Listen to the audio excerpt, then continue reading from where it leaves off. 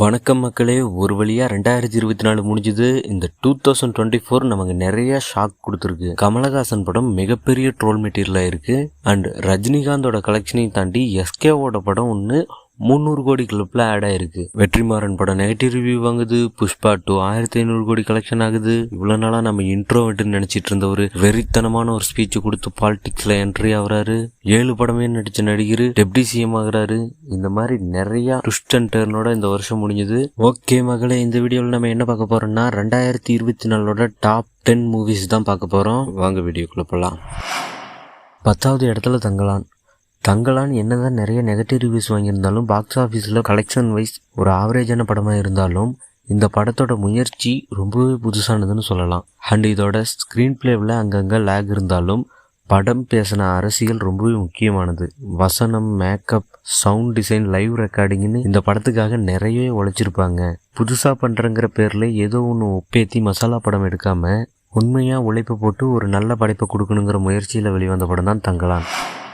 9வது இடத்து பிடிச்சிருக்கிற படம் ஜீவா நடிப்பில் வெளியான பிளாக். ஒரு சயின்ஸ் ஃபிக்ஷன் ஸ்டோரியை ஹாரர் ஜானரில் சொல்ல முடியுமா அப்படின்னு கேட்டால் இந்த படம் ஒரு பெஸ்ட் எக்ஸாம்பிள்னு சொல்லலாம். என்னதான் படத்தில் கமர்ஷியல் எலிமெண்ட் எதுவும் இல்லைனாலும் ஹாரர் ஜானரில் நிமிஷத்துக்கு நிமிஷம் நம்மளை பயன்படுத்தினாங்கன்னே சொல்லலாம். ஹாரர் படம்னு சொல்லிட்டு காமெடி படங்கள் எடுத்துகிட்டு இருக்கும்போது ஒரு தரமான கண்டென்ட் ஓரியண்டான சயின்ஸ் ஃபிக்ஷன் படம் வந்திருக்கிறது ரொம்பவே நல்லதுன்னு நான் நினைக்கிறேன். 8வது இடத்துல இருக்கிற திரைப்படம் மணிகண்டன் நடிப்பில் வெளியான லவ்வர். இந்த காலத்து பசங்க பொசசிவ்ங்கிற பேரில் எவ்வளோ டாக்ஸிக்காக இருக்கிறாங்கிறத வாழைப்பழத்தில் ஊசி இறக்குற மாதிரி சொல்லாமல் சொல்லியிருக்கிற படம் தாங்க இந்த படம். அண்ட் இதை படம் பார்க்கும்போது நிறைய பேர்த்துக்கு தன்னோட பர்சனல் லைஃபோட கனெக்ட் ஆகிற மாதிரி இருந்திருக்கும். இந்த படத்தோட கிளைமேக்ஸில் எந்த சமரசமும் இல்லாமல் அவர் எடுக்க நினச்சதா எடுத்திருப்பாரு இந்த படத்தோட இயக்குனர். ரொமான்ஸ் காமெடி திரைப்படங்கள் எடுக்கிறங்கிற பேரில் நம்ம கழுத்தை அறுத்துட்டு இருந்தவங்களுக்கு மத்தியில் லவ்வர் மாதிரியான ஒரு காதல் திரைப்படம் வந்தது ரொம்பவே புதுசாக இருந்தது.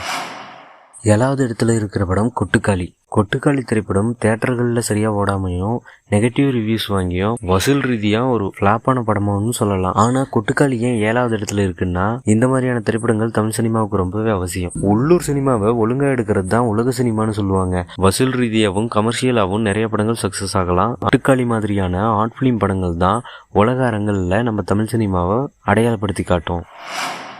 6வது இடத்துல நம்ம பார்க்கக்கூடிய படம் வெற்றிமாறனோட விடுதலை பாகம் 2. இந்த படம் கலவையான விமர்சனங்களை பெற்றிருந்தாலும் சமுதாயத்துக்கு ரொம்ப தேவையான கருத்தை அழுத்தம் திருத்தமாக சொன்ன படம்னே சொல்லலாம். கம்யூனிஸ்ட் அமைப்புகளும் அதோட கொள்கைகளும் கம்யூனிஸ்ட் போராளிகளும் எந்த அளவுக்கு போராடி பாடுபட்டு நாம் இப்போ அனுபவிச்சுட்டு இருக்க பல உரிமைகளை நமக்கு வாங்கி தந்திருக்காங்கிறத ரொம்பவே நேர்மறையான கருத்துக்களை பேசி இடதுசாரி சிந்தனையோட இந்த 2K காலத்தில் வெளியான படம் தான் விடுதலை பாகம் 2.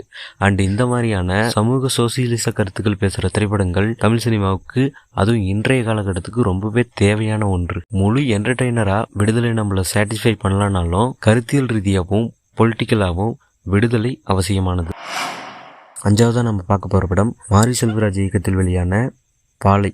இந்த திரைப்படம் வெளியான போதே மிகப்பெரிய விவாதத்தையும் சர்ச்சைகளையும் ஏற்படுத்தியதுன்னு சொல்லலாம். அடித்தட்டு மக்கள் மற்றும் ஒடுக்கப்பட்ட மக்களுக்கு ஏற்பட்ட அநீதியை, அவங்களோட வலியை தன்னோட சிறுவயதில் நடந்த ஒரு உண்மை சம்பவத்துல இருந்து மாரி செல்வராஜ் நமக்கு சொல்லியிருப்பாரு. இந்த படத்தோட கிளைமை கொடுக்குற தாக்கத்துல இருந்து நம்மளால வெளியே வர்றதுக்கு கொஞ்சம் நாட்கள் ஆகும். கரண்ட் சுச்சுவேஷனுக்கு வன்முறை தோன்றமான சமூக நீதி திரைப்படங்களை விட இந்த மாதிரி பொலைட்டா அவங்கவுங்களோட பாயிண்ட் ஆஃப் வியூல இருந்து ஒரு ஹார்ட் ஹிட்டிங்கான கலைப்படைப்புகள் வருது ரொம்பவே அவசியமான ஒன்றுன்னு நான் நினைக்கிறேன்.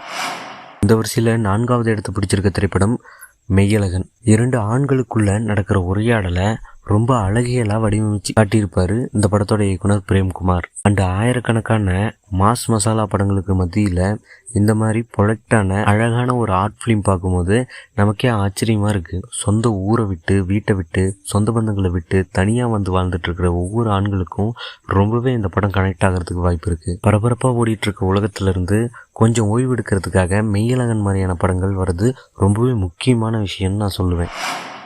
3வது இடத்துல அமரன். ஒரு பயோபிக்கை எவ்வளோ அழகாக எடுக்க முடியுமோ அவ்வளோ அழகாக எடுத்திருப்பாரு தேசிங் பெரியசாமி அவர்கள். அண்ட் இந்த திரைப்படத்தில் சாய் பல்லவி நடிப்பு ரொம்பவே பேசப்பட்டுச்சு.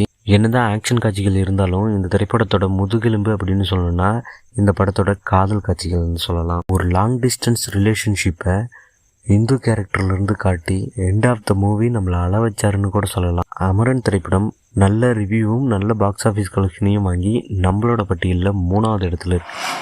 இரண்டாவது இடத்துல விஜய் சேதுபதி நடிப்பில் வெளிவந்த மகாராஜா. என்னதான் ஒரு நார்மலான ஒன்லைன் ஸ்டோரியா இருந்தாலும் அந்த ஸ்டோரியை ஒரு நான் லீனியர்ல சொல்லி முடிச்சது ரொம்பவே சூப்பரா இருந்தது. இந்த படத்தோட ஸ்கிரீன் பிளேவும் எடிட்டிங் தான் இந்த படத்தோட மிகப்பெரிய பலன்னு சொல்லலாம். விஜய் சேதுபதி கரியர்லயே அதிக வசூல் செய்த படம்னு இந்த படத்தை சொல்லலாம். அண்ட் இது அவரோட 50வது படமாகவும் இருக்கு. வழக்கமான 4 பாட்டு 4 ஃபைட்டுன்னு இல்லாம ஸ்கிரீன் பிளேவிலையோ எடிட்டிங்லேயோ புதுசாக நமக்கு கற்றுக் கொடுக்குற திரைப்படங்கள் வருது. தமிழ் சினிமா இண்டஸ்ட்ரிக்கு ரொம்பவே நல்லது.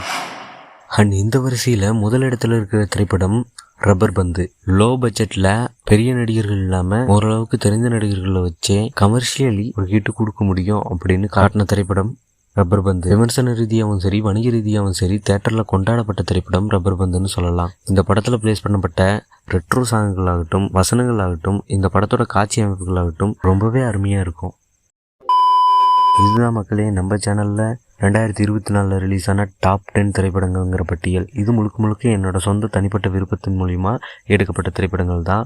உங்களுக்கு இந்த வருஷம் ரொம்ப பிடிச்ச படம் எதுங்கிறத கமெண்ட் பண்ணிட்டு போங்க. இந்த வீடியோ பிடிச்சிருந்தா லைக் பண்ணுங்கள். தொடர்ந்து நம்ம சேனலோட இணைஞ்சிருக்குன்னா நம்மளை சப்ஸ்கிரைப் பண்ணிக்கோங்க.